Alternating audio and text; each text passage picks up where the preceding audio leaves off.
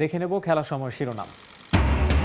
বিসিবির দুর্নীতি নিয়ে আগের মতোই জিরো টলারেন্স নীতিতে অনড় ফারুক আহমেদ। ক্রিকেট এগিয়ে নিতে কাজ করায় বোর্ড সভাপতি আমিনুল ইসলাম বুলবুলের প্রশংসা। প্রেসিডেন্ট ফর্মার প্লেয়ার, ওনারও সদিচ্ছা আছে, উনিও চেষ্টা করছেন দুর্নীতিমুক্ত হোক এই ক্রিকেট বোর্ডটা। চট্টগ্রাম রয়্যালসের বিপক্ষে ম্যাচ দিয়ে বিপিএল মিশন শুরু হচ্ছে রংপুর রাইডার্সের। দলে যোগ দিয়েই শিরোপার স্বপ্ন দেখালেন খাজা নাফে। আপসহীন বন্দরনগরের দলটি।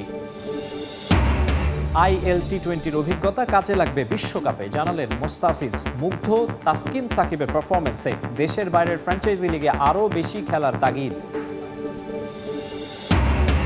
জয়ে ফেরার লক্ষ্যে বিপিএলে নোয়াখালীর চ্যালেঞ্জ নেবে রাজশাহী। সিলেটের উইকেট নিয়ে অসন্তোষ রাজিন সালের, শান্ত ফর্মে ফেরায় সন্তোষ। এবং দায় সারা আয়োজনে কাল 1.5 বছর পর শুরু হচ্ছে বাফুফের নারী লীগ। কমলাপুরে একদিনে 5 ম্যাচ, প্রশ্নবিদ্ধ লীগ ও দলের মান, হতাশ ফুটবলাররা।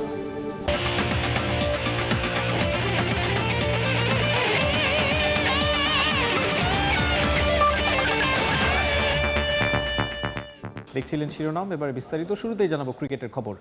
ক্রিকেট বোর্ডের দুর্নীতি নিয়ে আগেও জিরো টলারেন্স ছিল, এখনও নিজের অবস্থানে অনড় বিসিবি সহ সভাপতি ফারুক আহমেদ। যারা দুর্নীতি করেছে তারাই বিসিবি থেকে তাকে সরিয়ে দিতে চেয়েছিলেন বলে সময় সংবাদে জানান ফারুক। লিগ বর্জন করা ক্লাবগুলো এখনও কেন তাকেই প্রতিপক্ষ মনে করছে সেই প্রশ্নও করেছেন ফারুক। বর্তমান বোর্ড সভাপতির প্রশংসা করে তিনি বলেন, ক্রিকেটকে এগিয়ে নিতে কাজ করছেন বুলবুল। ফারুক আহমেদের সাক্ষাৎকার নিয়েছেন সাজিদ মুস্তাহিদ। পরবর্তী ক্রিকেট বোর্ডের সভাপতির দায়িত্ব নেন ফারুক আহমেদ।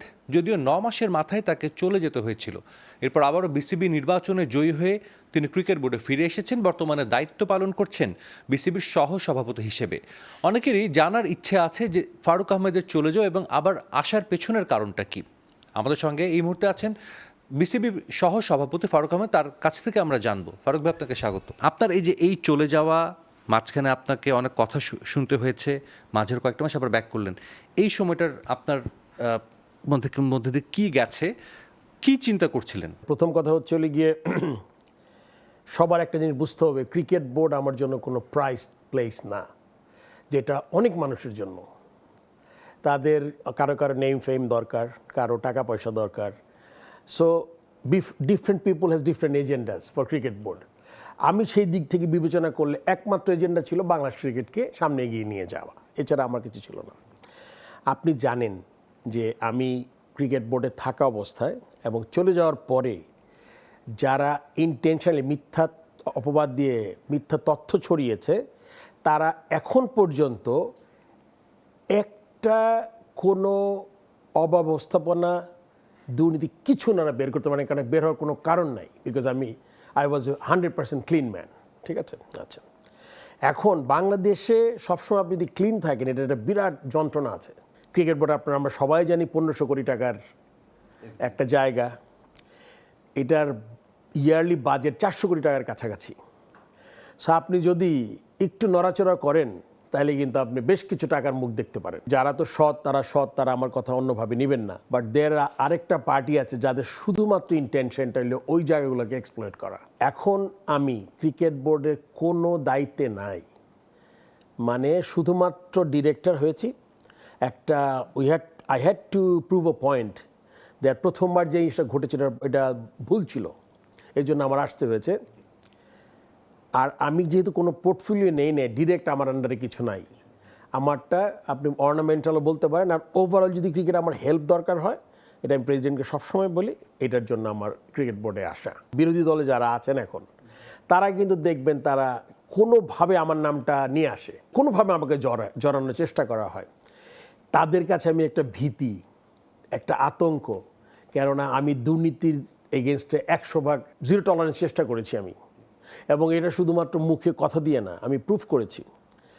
8 বছরে 15 কোটি টাকা টিকিট সেট করেছে ক্রিকেট বোর্ড। আমি 1 বছরে 12.5 কোটি 44 লক্ষ টাকা এবং আরও 1 কোটি টাকা স্পন্সর হিসাবে, মানে টিকিট থেকে আমাদের রেভিনিউ জেনারেশন হয়েছে 13.5 কোটি টাকা 1 বছরে। সো যারা আপনার ছিল তখন বোর্ডে এবং যারা বোর্ডে আসতে চায়, তারা বুঝে গেছে যে আমি শুধু এখানেই থামবো না। যদি আমার পক্ষে সম্ভব হতো প্রত্যেকটা সেক্টরে আমি চেষ্টা করতাম এই যেই লুপ হোলসগুলো আছে, যে টাকা পয়সার যে একটা মানে বড় ধরনের একটা যে অসঙ্গতি হয়, এটা যদি আমরা এটার একটু কমাতে পারি তাহলে কিন্তু এই টাকাটা আমরা ইন এ ওয়ে আমরা লাগাতে পারি হলো গিয়ে আপনার কোথায়, ক্রিকেট ডেভেলপমেন্ট। আমি যখন ছিলাম না তখনও তার আতঙ্কে ছিল যে আমার নামটা কোত্থেকে চলে আসবে। আপনি বুঝে নেন যে আমার পিছনে অল আউট যুদ্ধটা কেন, আমার মতো সোচ্চার আর কেউ নাই আসলে। আমার সাহস আছে, আমার নিজের প্রতি কনফিডেন্স আছে এবং আমি জানি আমি কি কাজ করছি, এই জন্য তাদের এতটা ভয় আমাকে। অনেকে বলে যে দুদক যে বিসিবিতে গিয়েছিল সেটা আপনি নিয়ে গিয়েছিলেন বা আপনি বলেছিলেন বা সুপারিশ করেছিলেন বিধায় দুদক গিয়েছিল বিসিবিতে, তারা তদন্ত শুরু করে। যদিও আমরা সেই তদন্তের ফলাফল কি আসলে সেটা আমরা আলোর মুখ দেখিনি এখন পর্যন্ত। অনেকে বলে যে সেই আপনি দুদক নিয়ে গিয়েছিলেন বলেই আপনাকে ক্রিকেট বোর্ড থেকে সরে যেতে হয়েছিল 9 মাসের মাথায়। দুর্নীতি না, এখানে একটু আমি ক্লিয়ার করে দিই। দুদকের ব্যাপারটা হচ্ছে আপনার আমি দুদককে ইনভাইট করার আগেই দুদকে একটা অ্যাপ্লিকেশন জমা দিয়েছেন। দুদক যখন এসছে আমার তো ভয়ের কোনো কারণ নাই। আর এত জ্বালাটা কেন? বিকজ দুদক যদি আসে, দুর্নীতি যদি উন্মোচন হয়, ভয়টা তো তাদের যারা দুর্নীতি করেছে।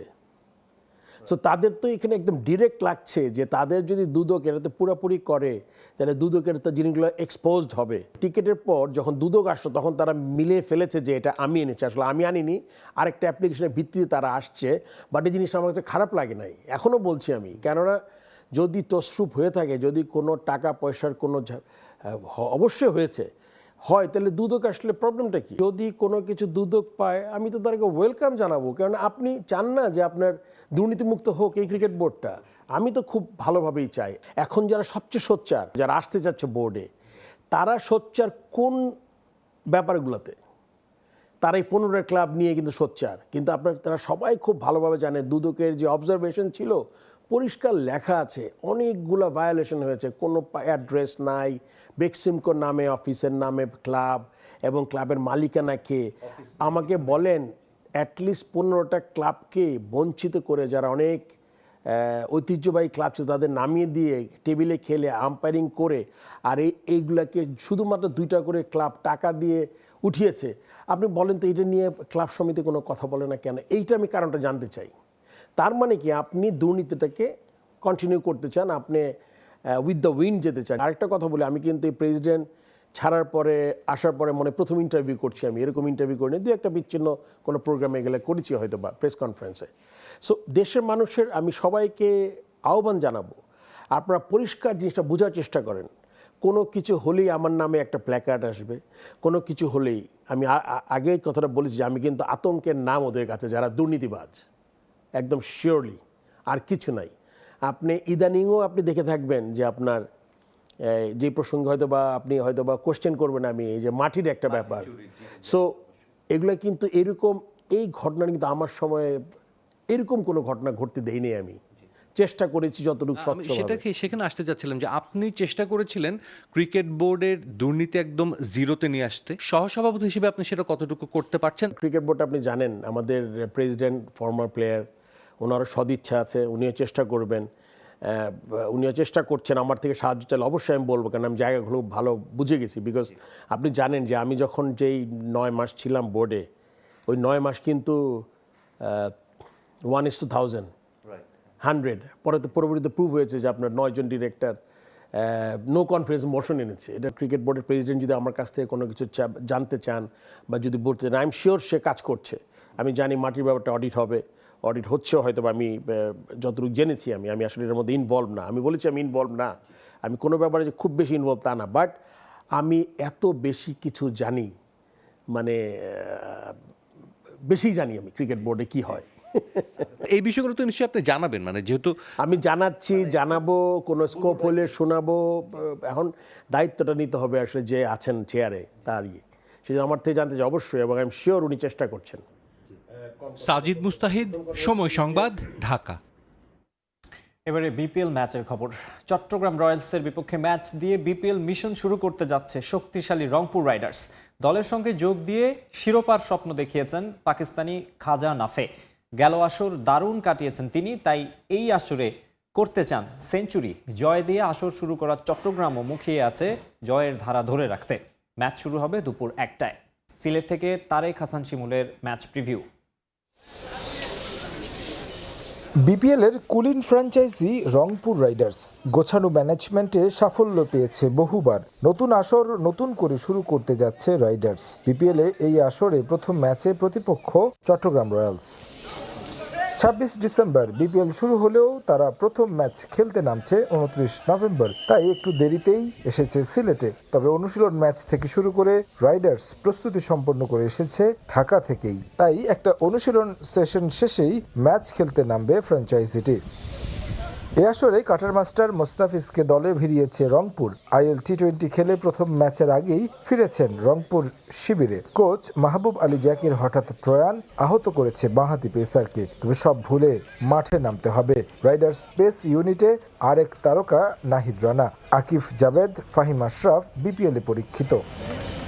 ব্যাটিং ইউনিটে পরিবর্তন এসেছে। সাইফ, অ্যালেক্স হেলস দুই ওপেনারকেই দলে নিয়েছে ঢাকা ক্যাপিটালস, তবে তাদের জায়গায় ডেভিড মালান, কাইল মায়ার্সকে দলভুক্ত করেছে রংপুর কর্তৃপক্ষ। ঢাকা থেকে লিটন দাসকে এনে টপ অর্ডার শক্তিশালী করেছে তারা, তাই এই ম্যাচে জয়ের ব্যাপারে আশাবাদী রাইডার্স। প্রথম ম্যাচ সবসময় গুরুত্বপূর্ণ। আগের আসরে রংপুরে খেলা হয়নি, এবার সুযোগ হয়েছে। আমরা অবশ্যই চাইব জয় দিয়ে আসর শুরু করতে। উইকেট অনেকটাই ব্যাটিং ফ্রেন্ডলি। শান্ত সেঞ্চুরি করেছে, সেটা দেখলাম। ব্যাটসম্যানদের দায়িত্ব বেশি থাকবে।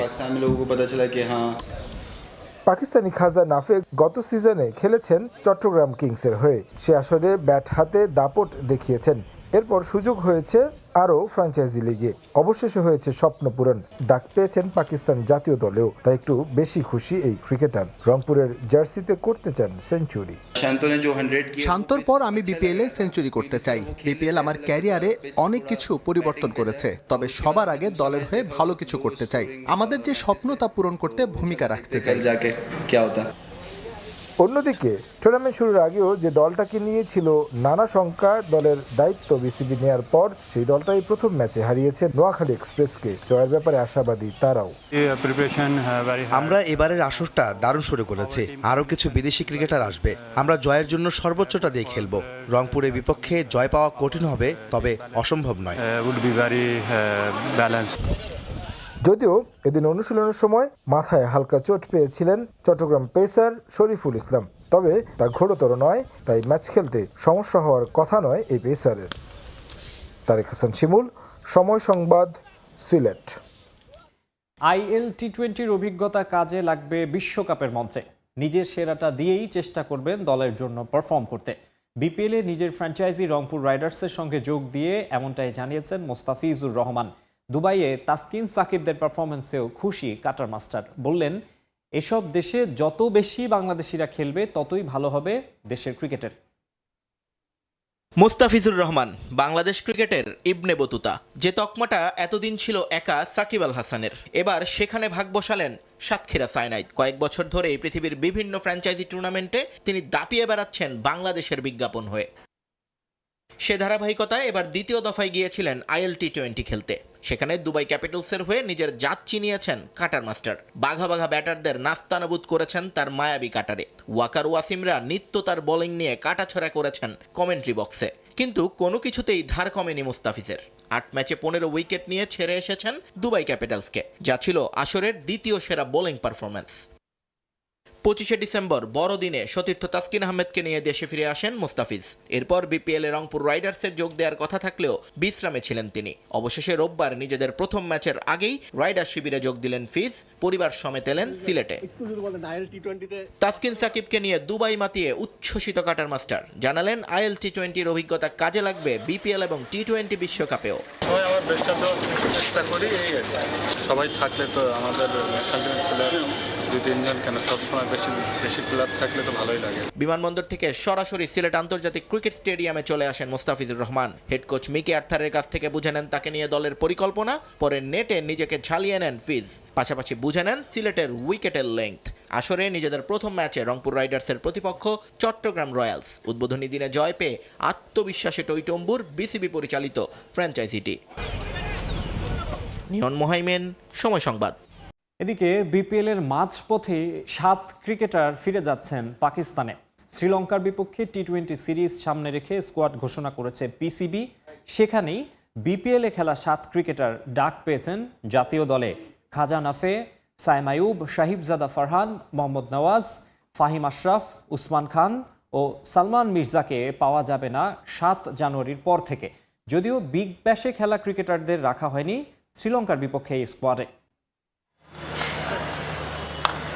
আর মাত্র মাসখানেকের অপেক্ষা, এরপরেই মাঠে গড়াতে যাচ্ছে টি-20 বিশ্বকাপ। ব্যাট বলের এই লড়াইয়ের আগে দলগুলো মুখিয়ে আছে নিজেদের প্রস্তুতি সেরে নিতে। সে লক্ষ্যে সিরিজ খেলে কেউ বা আবার ফ্র্যাঞ্চাইজি ক্রিকেটে ব্যস্ত থেকে প্রস্তুত করে নিচ্ছে নিজেদের। ভারতের মাটিতে আয়োজিত বিশ্বকাপের মূল পর্বের আগে এবার প্রস্তুতি নিয়ে মনোযোগী পাকিস্তান। সে লক্ষ্যে এবার শ্রীলঙ্কার বিপক্ষে 3 টি-20 খেলবে তারা। আগামী 7 জানুয়ারি ডেম্বোলাতে প্রথম টি-20তে মাঠে নামবে পাকিস্তান। ইতোমধ্যেই সেই সিরিজের দলও ঘোষণা করেছে পিসিবি।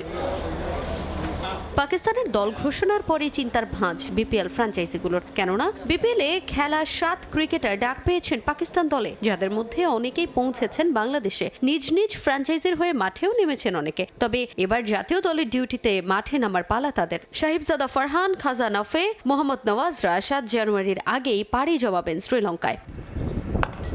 শ্রীলঙ্কা সিরিজের দলে প্রথমবারের মতো ডাক পেয়েছেন ওপেনার খাজা নাফে। বিপিএলে নাফে খেলছেন রংপুর রাইডার্সের হয়ে। অলরাউন্ডার ফাহিম আশরাফও আছেন টি-20 সিরিজের দলে। শুধু রংপুরেই নয়, পাকিস্তানের স্কোয়াডে ডাক পেয়েছেন রাজশাহী ওয়ারিয়র্সের সাহিবজাদা ফারহান ও অলরাউন্ডার মোহাম্মদ নওয়াজ। শ্রীলঙ্কার বিপক্ষে টি-20 সিরিজের বড় ভরসার নামেই দুজন। ইতোমধ্যেই বিপিএলে 2 ম্যাচ খেলেছে রাজশাহী, যার মধ্যে একটিতে জয়েরও দেখা পেয়েছে পদ্মাপাড়ের দলটি। এবার বিপিএল এর মাঝপথেই নিজ দেশে ফিরে যেতে হবে তাদের।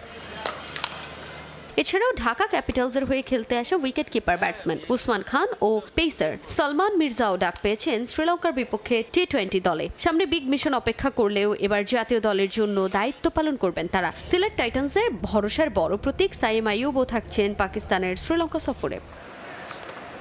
টি-20 সিরিজের জন্য বিপিএল থেকে ক্রিকেটারদের স্কোয়াডে রাখা হলেও বিগ ব্যাশে খেলতে যাওয়া বাবর আজম, শাহিন আফ্রিদি, হারিস রউফ ও হাসান আলীদের দলে রাখেনি টিম ম্যানেজমেন্ট।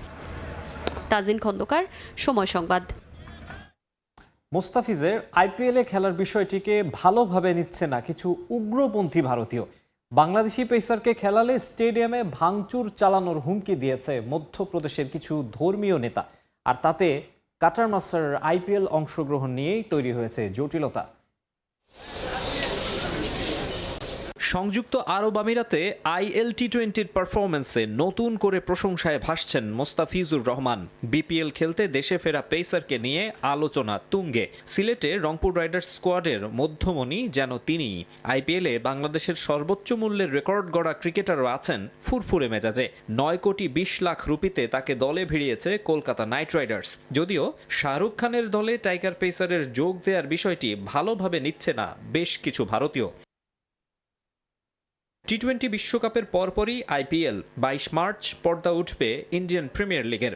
শেষ হবে 3 জুন, যে আসরের জন্য মিনি অকশন থেকে ফিজকে কিনেছে কলকাতা ফ্র্যাঞ্চাইজি। স্কোয়াড দেখে ধারণা করা যায় নাইট রাইডার্সে বেশ গুরুত্ব পাবেন কাটার মাস্টার। কিন্তু ক্রিকেট সংশ্লিষ্টরা সেটা ভালোভাবে বুঝলেও ঠিক যেন বোধগম্য হচ্ছে না কিছু উগ্রপন্থীর।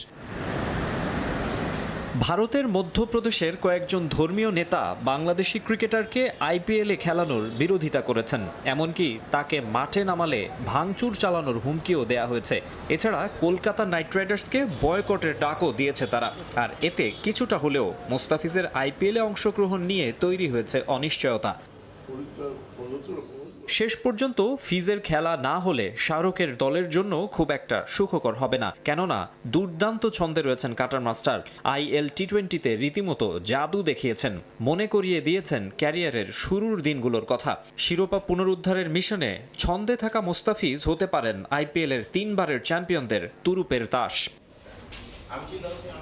বর্তমান প্রেক্ষাপটে বাংলাদেশ ভারতের মধ্যে কিছুটা উত্তেজনা রয়েছে, তা আর বলার অপেক্ষা রাখে না। তবে রাজনৈতিক বা ধর্মীয় বিষয়গুলো খেলার মাঠে টেনে আনা মোটেও বিচক্ষণতার পরিচয় নয়। কিছু উগ্রপন্থী ছাড়া সবাই হয়তো সেটা বোঝেন। যদিও এমনিতেও মোস্তাফিজের পুরো আইপিএল খেলা হবে না। বিসিবির ক্রিকেট অপারেশনস থেকে জানানো হয়েছে জাতীয় দলের ম্যাচ খেলতে মাঝের কয়েকটা দিনের জন্য আবারও দেশে ফিরে আসতে হবে কাটার মাস্টারকে। মাকসুম আলম খান, সময় সংবাদ, ঢাকা। ফুটবলের খবর। 1.5 বছর পর আয়োজিত হতে যাচ্ছে নারী ফুটবল লিগ। উদ্বোধনী ম্যাচে পুলিশ এফসির বিপক্ষে মাঠে নামবে বাংলাদেশ সেনাবাহিনী। শুরু হওয়ার আগে এবারের লিগের মান নিয়েই উঠছে প্রশ্ন। কমলাপুরে একদিনে হবে 5 ম্যাচ। অংশগ্রহণকারী দলগুলোর মান নিয়েও হচ্ছে সমালোচনা। লিগে এবারও অংশ নেয়নি মোহামেডান, আবাহনী এবং বসুন্ধরা কিংসদের মতো বড় ক্লাব। একমাত্র ক্লাব হিসেবে লিগের আগে জার্সি উন্মোচন করেছে পুলিশ এফসি। প্রায় ১.৫ বছর পর নারী লীগ আয়োজন করতে যাচ্ছে বাফুফে। তবে মাঠে গড়ানোর আগে লিগের মান নিয়ে আবার উঠেছে প্রশ্ন। বিগত সময়ে সমালোচনা হওয়ায় নারী লীগের মান বাড়ানোর প্রতিশ্রুতিবদ্ধ ছিল বাফুফে। তবে নিজেদের দেওয়া কথা কতটুকু রাখতে পারে ফেডারেশন তা দেখা যাবে ১ মাস ব্যাপী নারী লীগ শেষে। লিগের শুরুতেই দলগুলোর মান নিয়ে উঠেছে প্রশ্ন। অংশগ্রহণ করা ১১ দলের মাঝে রাজশাহী স্টার্স, ফরাশগঞ্জ মানসম্মত হলেও বাকিগুলো দল গড়েছে গড়পড়তা। কমলাপুর স্টেডিয়ামে একদিনে ম্যাচ আয়োজন হবে ৫টি। এত কিছুর মাঝেও লিগ প্রতিদ্বন্দ্বিতাপূর্ণ হবে বলে মনে করেন নারী উইংয়ের চেয়ারম্যান। আবাহনী, মোহামেডান, বসুন্ধরা কিংসের মতো ক্লাবরা দল না গড়ায় আছে আক্ষেপ। মেয়েরা যেহেতু সব টিমে অন্তত ৬টা টিমের ভিতরে ছড়িয়ে ছিটিয়ে আছে, তো আমি মনে করি কম্পিটিটিভ ম্যাচ হবে এবং ক্লাবগুলো তাদের জায়গা থেকে তারা ভালো এফোর্ট দিচ্ছে। আমরা যে উদ্দেশ্যে এই লিগটাকে এই কম্বিনেশন করেছি সেটা সাকসেসফুল হবে বলে আমার বিশ্বাস। দলবদল ও লিগ শুরুর মাঝে খুব একটা সময় পায়নি অংশগ্রহণকারী ক্লাবগুলো, তাই দলের পরিচিতি ও জার্সি উন্মোচন করেনি বেশিরভাগ দল। সেখানেই ব্যতিক্রম নবাগত পুলিশ এফসি। প্রথমবারের মতো নারী লিগে অংশ নিয়ে জার্সি উন্মোচন ও খেলোয়াড়দের পরিচয় পর্বে সেরেছে তারা। আমি 100 চাই না, সবাই ইকুয়াল যদি 70 বা 80% করে সবাই দেয়, তাহলে আমি একটা ইনশাল্লাহ ভালো একটা রেজাল্ট শেষ পর্যন্ত নিয়ে দিতে পারবো। আবার ফুটবল নতুন করে শুরু হয়েছে, সেটা হচ্ছে সাব দিয়ে। তো সবাই ওখানে গেছে, আর ওই সময় হচ্ছে আমি নাসরিনের হয়ে খেলতে গেছিলাম। আমার এমনিতেই মনে হয়েছে যে আমি ফুটবলই খেলি। সবার বেস্টটা দিতে চাইবো, সবাই যেন সবার বেস্টটা দিয়ে আমরা ভালো পারফরমেন্স নিয়ে জিতে ফিরতে পারি। জাতীয় দলের বেশিরভাগ ফুটবলারকে দলে টেনেছে নবাগত রাজশাহী স্টার্স, তারকা সমৃদ্ধ ফরাশগঞ্জ। গেলবারের চ্যাম্পিয়ন নাসরিন একাডেমিতে নেই এবারে তেমন কোনো তারকা। দেশের গণ্ডিতে ভালো করতে চাই, দেশের গণ্ডি ছাপিয়ে বাইরেও ভালো করতে চাই, যাতে আমাদের মেয়েদের যেমন আমাদের নারী ফুটবলের যেমন সাফল্য প্রস্ফুটিত হয়। সারা বাংলাদেশে বিভিন্ন জায়গায় আপনারা জানেন যে ফুটবল একাডেমি আছে মেয়েদের। সেই একাডেমি থেকে আমি নতুন খেলোয়াড়দের সংগ্রহ করে আমি এবারে টিম করেছি। মূলত এশিয়ান কাপ বাছাইয়ের প্রস্তুতির জন্য তড়িঘড়ি করে লিগ আয়োজন করেছে বাফুফে। এবারের লিগে দেখা যাবে বিদেশি ফুটবলারদেরও। ফাহিম ইসলাম, সময় সংবাদ, ঢাকা। খেলার সময়ে আরও থাকছে, ভারতের টেস্ট দলের কোচের দায়িত্বে থাকছেন গৌতম গম্ভীরই। লক্ষণের খবর ভিত্তিহীন বলে উড়িয়ে দিলেন দেবাজিৎ সাইকিয়া, বললেন পূর্ণ আস্থা আছে বর্তমান কোচের ওপর। ইউরোপীয় ক্লাব ফুটবলের খবর, বছরের শেষ ম্যাচটা জয় দিয়ে রাঙালো লিভারপুল। উলভারহ্যাম্পটনকে 2-1 ব্যবধানে হারিয়েছে অল রেডস। এই জয়ে পয়েন্ট টেবিলের 4-এ অবস্থান আর্নে স্লটের দলের। আরেক ম্যাচে চেলসিকে হারের লজ্জা দিয়েছে অ্যাস্টন ভিলা। ব্লুদের 2-1 ব্যবধানে হারিয়ে পয়েন্ট টেবিলের 3-এ অবস্থান ভিলার। এই জয়ে ইপিএলে টানা 8 ম্যাচ এবং সব প্রতিযোগিতা মিলিয়ে টানা 11 ম্যাচ জিতে 111 বছরের পুরানো রেকর্ড স্পর্শ করল অ্যাস্টন ভিলা। লিভারপুলের সঙ্গে দিয়েগো জতার নামটা যেন একেবারে আষ্ঠে পৃষ্ঠে লেগে আছে। তাই তো বছরের শেষ ম্যাচেও প্রিয় ফুটবলারকে স্মরণ দলটার। প্রিয় সতীর্থের সন্তানদের নিয়ে মাঠে নামেন ভ্যান ডাইক, উইডসরা। ঘরের মাঠে দিয়েগো জতার সাবেক ক্লাব উলভারহ্যাম্পটনের মুখোমুখি হয় অল রেডস। ম্যাচের শুরু থেকে আধিপত্য বিস্তারের চেষ্টা চালিয়ে যেতে থাকে তারা। তবে উলভসের শক্ত রক্ষণের কাছে ধরাশায়ী লিভারপুল। আক্রমণেও ভালো অবস্থানে ছিল উলভস। 9 শটের 4টি তারা লক্ষ্যে রাখলেও লিভারপুল 14 শটের 4টি শট রাখতে পারে অন টার্গেটে। লিড নিতে বেশ কাঠখড়ি পোড়াতে হয় আর্নে স্লটের দলের। অবশেষে ম্যাচের 41 মিনিটের ডেডলক ভাঙে লিভারপুল। গ্রভেনবার্চের গোলে 1-0 এগিয়ে যায় অল রেডস। এর ঠিক 1 মিনিটের ব্যবধানে লিড দ্বিগুণ করে স্বাগতিকরা। একিতিকের পাস থেকে স্কোর করেন ফ্লোরিয়ান উইডস। লিভারপুলের হয়ে ইপিএল এর 17 ম্যাচে প্রথম গোলের দেখা পেলেন উইডস। দ্বিতীয়ার্ধে মাঠে নেমে আবারও আক্রমণে আর্নে স্লটের দল, তবে গোল করতে পারেনি তারা। উল্টো ম্যাচের 51 মিনিটে বুয়েনোর গোলে ব্যবধান হয় 2-1। ম্যাচের বাকি সময়ে ব্যবধানের বাড়াতে পারেনি লিভারপুল। শেষ পর্যন্ত 2-1 ব্যবধানের জয় দিয়ে বছর শেষ করল অল রেডস। এই জয়ে 18 ম্যাচে 32 পয়েন্ট নিয়ে টেবিলের 4-এ উঠে এলো লিভারপুল। এদিকে টেবিলের ওপরে ওঠার লক্ষ্য নিয়ে মাঠে নামলেও হোঁচট খেতে হলো চেলসিকে। স্ট্যামফোর্ড ব্রিজে ম্যাচের শুরু থেকে অ্যাস্টন ভিলার বিপক্ষে একের পর এক আক্রমণ চালিয়ে যায় ব্লুজ, তবে কাজের কাজটা করতে পারছিল না মারেস্কার দল। ম্যাচে 37 মিনিটে স্কোরশিট খোলে চেলসি। পেদ্রোর গোলে 1-0 এগিয়ে যায় তারা। বিরতির পর মাঠে নেমে রীতিমতো ঝড় তোলে অ্যাস্টন ভিলা। আক্রমণে ধার বাড়ায় তারা। 63 মিনিটে গোল করে ম্যাচের সমতায় ফেরান ওয়াটকিনসন। এরপর 84 মিনিটে দ্বিতীয় গোল করে লিড নেয় অ্যাস্টন ভিলা। শেষ পর্যন্ত চেলসি আর কোনো গোল শোধ দিতে না পারলে 2-1 ব্যবধানের জয় নিয়ে মাঠ ছাড়ে ভিলা। প্রিমিয়ার লিগে টানা 8 ম্যাচ সব প্রতিযোগিতা মিলে 11 ম্যাচ জয়ে 111 বছরে পুরনো রেকর্ড স্পর্শ করল অ্যাস্টন ভিলা। তাজিন খন্দকার, সময় সংবাদ। ভিভিএস লক্ষণ নয়, ভারতের টেস্ট দলের কোচের দায়িত্বে থাকবেন গৌতম গম্ভীরই। বিষয়টি নিশ্চিত করেছেন বিসিসিআই এর সচিব দেবাজিৎ সাইকিয়া। ঘরের মাঠে সাউথ আফ্রিকার কাছে ভারত টেস্ট সিরিজে হোয়াইট ওয়াশ হওয়ার পর গুঞ্জন ওঠে গম্ভীরকে সরিয়ে দেবে ভারত ক্রিকেট বোর্ড। তবে সাইকিয়া বলেন, গম্ভীরের উপর পূর্ণ আস্থা রয়েছে বিসিসিআই এর এবং লক্ষণকে নিয়ে যে সংবাদ প্রচার করা হচ্ছে তার কোনো ভিত্তিই নেই। ভারতের মতো দলের কোচ হয়ে এমন পারফরমেন্স দেবার পর গৌতম গম্ভীরকে নিয়ে সমালোচনা হবে, এটাই স্বাভাবিক। ঘরের মাঠে 2 টেস্ট সিরিজে হোয়াইট ওয়াশ হওয়ার পর বিসিসিআই যে এখনও তাকে কোচের দায়িত্বে রেখেছে এটাও বিস্ময়কর। অবাক করা বিষয়, যখন তাকে সরানো নিয়ে বিভিন্ন মহলে গুঞ্জন, তখন আরও জোরালোভাবে গম্ভীরকে সমর্থন দিল বিসিসিআই। রাহুল দ্রাবিড়ের বিদায়ের পর টিম ইন্ডিয়ার কোচ হিসেবে পছন্দের তালিকায় সবার উপরে ছিলেন ভিভিএস লক্ষণ। বেঙ্গালুরুর সেন্টার অফ এক্সিলেন্সের ক্রিকেট প্রধানকে বিসিসিআই প্রস্তাব করলেও তা গ্রহণ করেননি তিনি। সম্প্রতি গুঞ্জন উঠে চুক্তির মাঝপথে গৌতম গম্ভীরকে সরিয়ে আবারও তাকে দায়িত্ব দিতে চায় board of control for cricket in India. যদিও গেল বছরের মতো এখনও বিষয়টি নিয়ে নীরব লক্ষণ। ভারতীয় ক্রিকেট বোর্ড এতদিন চুপ থাকলেও এবার মুখ খুলেছেন বিসিসিআই সচিব দেবাজিৎ সাইকিয়া। তার দাবি, গৌতম গম্ভীরের উপর এখনও পূর্ণ আস্থা আছে বোর্ডের এবং ভিভিএস লক্ষণকে নিয়ে যে গুঞ্জন তার কোনো ভিত্তি নেই। বর্তমানে যে প্রতিবেদনগুলো প্রচারিত হচ্ছে সেগুলো সম্পূর্ণ ভুল এবং পুরোপুরি কাল্পনিক। কিছু গণমাধ্যমে সংবাদ প্রকাশ করলেও তার কোনো সত্যতা নেই। বিসিসিআই এসব দাবি স্পষ্টভাবে অস্বীকার করছে এবং এ ধরনের কোনো পদক্ষেপ নেয়নি। এই প্রতিবেদনগুলো কেবল অনুমান ও কল্পনার উপর ভিত্তি করে তৈরি, যা বাস্তব তথ্যের সঙ্গে অসামঞ্জস্যপূর্ণ এবং পুরোপুরি ভিত্তিহীন। 2024 সালে জাতীয় দলের কোচ হিসেবে দায়িত্ব নেয়ার পর এরই মধ্যে 10টি টেস্ট ম্যাচ হেরেছে ভারত। ঘরের মাঠে প্রথমে নিউজিল্যান্ড এবং সবশেষ সাউথ আফ্রিকার কাছে হয়েছে হোয়াইট ওয়াশ।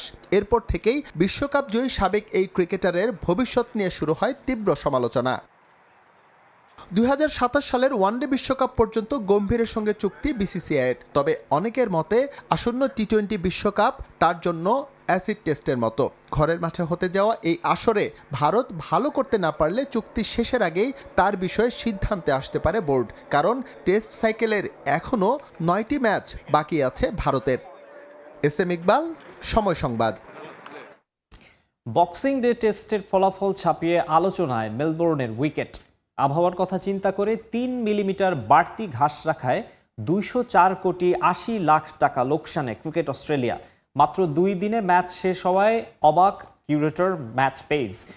এখান থেকে শিক্ষা নিয়ে পরবর্তীতে সতর্ক থাকতে চান এই কিউরেটর। যদিও এখনও কিউরেটরের ওপর আস্থা হারাচ্ছে না ক্রিকেট অস্ট্রেলিয়া, তবে নজরদারিতে রাখতে চায় মাঠ কর্মীদের। অ্যাশেজে বাকি আরও একটি ম্যাচ, তবে 3টি টেস্ট জিতে শিরোপা আগেই নিজেদের করে নিয়েছে অস্ট্রেলিয়া। সিডনিতে নিয়ম রক্ষার ম্যাচে মাঠে নামবে দুদল, যদিও এবারের অ্যাশেজে ফলাফল ছাপিয়ে আলোচনায় মেলবোর্নের উইকেট। 2 দিনে বক্সিং ডে টেস্ট হওয়ায় এ নিয়ে চলছে চুলচেরা বিশ্লেষণ। মূলত তৃতীয় দিন আবহাওয়ার পূর্বাভাসের কারণে এমসিজের উইকেটের ঘাস 7 মিলিমিটারের জায়গায় 10 মিলিমিটার রাখেন কিউরেটর ম্যাট পেজ। তবে 3 দিনের কথা চিন্তা করে বাড়তি ঘাস রাখলেও 2 দিনেই শেষ হয় ম্যাচ, যা নিয়ে অস্বস্তি প্রকাশ করেছেন 2 দলের ক্রিকেটাররা। অবশ্য এমন ঘটনায় হতবাক কিউরেটরও। প্রথম দিনের উইকেট আমাকে অবাক করেছে। একদিনে 20 উইকেট, এটা আমার কল্পনার বাইরে ছিল। আগে কখনো এমন পরিস্থিতি তৈরি হয়নি। আমরা চেষ্টা করি আকর্ষণীয় টেস্ট ক্রিকেট উপহার দিতে, যাতে 4-5 দিন ধরে লড়াইটা চলমান থাকে। তবে এই টেস্ট ম্যাচটা যথেষ্ট লম্বা হয়নি এবং তার দায় আমরা নিচ্ছি। এখান থেকে আমরা শিখে পরবর্তী বছর তা কাজে লাগাবো। চতুর্থ টেস্ট মাত্র 2 দিনে শেষ হওয়ায় লোকসানের মুখে ক্রিকেট অস্ট্রেলিয়া, যেখানে রয়েছে টিকিট বিক্রি, খাদ্য ও সম্প্রচার সংক্রান্ত বিষয়। তৃতীয় দিনে 90,000-এর বেশি বিক্রিত টিকিটের মূল্য ফেরত দিতে হয়েছে, এমনকি বিক্রি হয়েছিল চতুর্থ দিনের অগ্রিম টিকিট। এতে প্রায় $25 মিলিয়ন লোকসান হয়েছে ক্রিকেট অস্ট্রেলিয়ার। বাংলাদেশি মুদ্রায় যা দাঁড়ায় 204 কোটি 80 লাখের মতো। যদিও এখনও কিউরেটরের উপর আস্থা হারাচ্ছে না ক্রিকেট অস্ট্রেলিয়া, তবে নজরদারিতে রাখতে চায় মাঠ কর্মীদের। সমর্থকরা প্রতিদ্বন্দ্বিতাপূর্ণ ম্যাচ দেখতে চায়। আমরাও চাই টেস্ট ক্রিকেট বেশি দিন চলুক। অল্প সময়ের টেস্ট ব্যবসার জন্য খারাপ। আমরা পিচ তৈরি নিয়ে কোনো নির্দেশনা দেই না। কিউরেটর নিজেদের মতো করে উইকেট তৈরি করেন। তবে বাণিজ্যিকভাবে ক্রিকেটের উপর যে প্রভাব পড়ছে তাতে পিচের দিকে নজর না দেওয়ার কোনো উপায় নেই। আমরা নির্দেশনা না দিলেও মাঠ কর্মীদের কাজের উপর নজর রাখব। আমরা যা চাই তা বুঝতে হবে। মেলবোর্নে সবশেষ ম্যাচটি দেখতে দুদিনে রেকর্ড দর্শক উপস্থিত দেখা গিয়েছে। প্রথম দিনে 94,199 জন উপস্থিত ছিলেন, যা অ্যাশেজের ইতিহাসে একদিনের সর্বোচ্চ এবং টেস্ট ক্রিকেটে দ্বিতীয় সর্বোচ্চ উপস্থিতির রেকর্ড। রিফাতুল ইসলাম মিরন, সময় সংবাদ। গেল বছর দুর্দান্ত পারফর্ম করার আরও একটি স্বীকৃতি পেলেন ওসমান দেমবেলে। ব্যালন ডিওর আর ফিফা দ্য বেস্টের পর গ্লোব সকার অ্যাওয়ার্ডও জিতে নিয়েছেন পিএসজি তারকা। দুবাইয়ে এই পুরস্কার ঘোষণা করা হয়।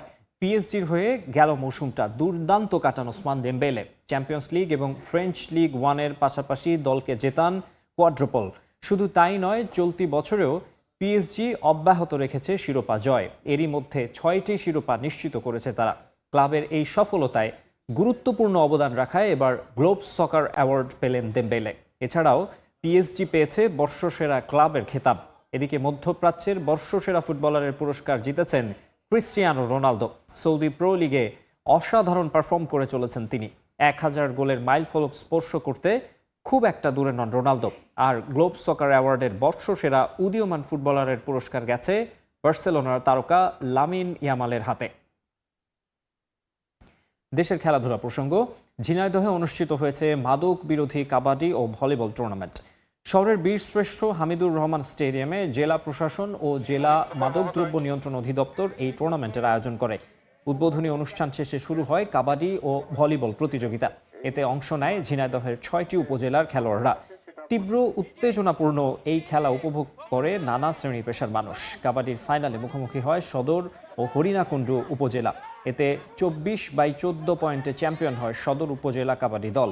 অপরদিকে 25-11 পয়েন্টে ভলিবলে সদর উপজেলাকে হারিয়ে চ্যাম্পিয়ন হয় হরিণাকুণ্ডু উপজেলা।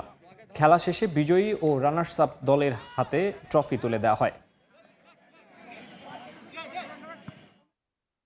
জমকালো আয়োজনে পর্দা নামলেও ফেনী জেলা প্রশাসক গোল্ড কাপ ফুটবল টুর্নামেন্টের ফাইনালে ছাগলনাইয়া উপজেলা দলকে টাই ব্রেকারে হারিয়ে চ্যাম্পিয়ন হয় সোনাগাজী উপজেলা দল। ফেনীর ভাষা শহীদ আব্দুস সালাম স্টেডিয়ামে ম্যাচের শুরু থেকে দারুণ খেলা উপহার দেয় দুদল। তবে একাধিকবার সুযোগ তৈরি করেও নির্ধারিত সময়ে গোলের দেখা পায়নি কোনো দলই। পরে খেলা গড়ায় টাই ব্রেকারে। সেখানে 7-8 গোল ব্যবধানে এগিয়ে থেকে শিরোপা নিজেদের করে নেয় সোনাগাজী উপজেলা দল।